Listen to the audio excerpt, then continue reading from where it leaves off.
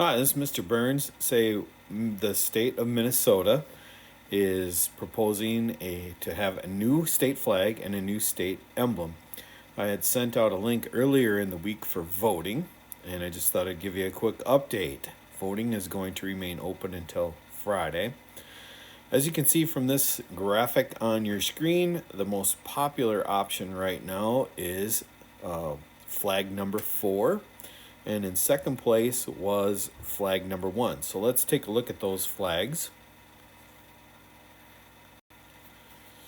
Here is the most popular flag so far in the voting.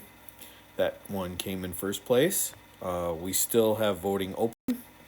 And here is the second most popular flag. So I would encourage you to click the link that is coming with this video and vote for your favorite flag option.